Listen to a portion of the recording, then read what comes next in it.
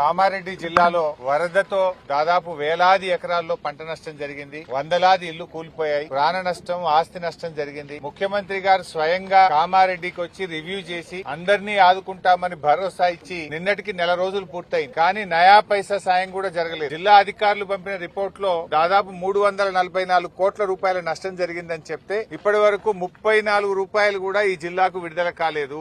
ఎక్కడికక్కడ రోడ్లు తెగిపోయినాయి, విద్యుత్ సరఫరా నిలిచిపోయింది, కాలువలకు గండ్లు పడ్డాయి, చెరువులు తెగిపోయాయి. కానీ ఏ ఒక్క చోట కూడా పునరుద్ధరణ ప్రక్రియ స్టార్ట్ కాలేదు. ముఖ్యమంత్రి గారు కామారెడ్డికి వచ్చి కామారెడ్డి ఎల్లారెడ్డి నియోజకవర్గం మధ్య తెగిపోయినటువంటి బ్రిడ్జ్ ను చూసిపోయారు. వెంటనే రిస్టోర్ చేస్తామని చెప్పారు. నెల రోజులైనా ఈ రోజు కూడా ఎల్లారెడ్డి నియోజకవర్గం నుంచి కామారెడ్డి జిల్లా హెడ్ క్వార్టర్ కు రవాణా సౌకర్యం, ఆర్టీసీ బస్సులు లేక పిల్లల చదువులు ఎఫెక్ట్ అవుతా ఉన్నాయి. మరి ముఖ్యమంత్రి గారేమో పెద్ద పెద్ద మాటలు మాట్లాడిండు. 15 రోజుల్లోగా మళ్ళీ హైదరాబాద్ లో మీటింగ్ పెడతా, 15 రోజుల్లో రివ్యూ చేస్తా, మొత్తం యుద్ధ ప్రాతిపదికన పనులు జరగాలన్నాడు. 15 రోజులు కాదు కదా, నెల రోజులైనా మళ్ళా రివ్యూ చేసింది లేదు. జిల్లా ఇన్ఛార్జ్ మంత్రి సీతక్క గారు ఇటు మర్రి చూసింది లేదు, బ్రిడ్జిలు రిపేర్ చేసింది లేదు, రైతులకు పైసా సాయం చేసింది లేదు, ఇండ్లు కూలిపోయిన ప్రజలకు కూడా ఒక్క రూపాయి ఇచ్చిన పాపాన పోలేదు. రేవంత్ రెడ్డి మాటలకు ఎక్కువ, చేతలకు తక్కువ.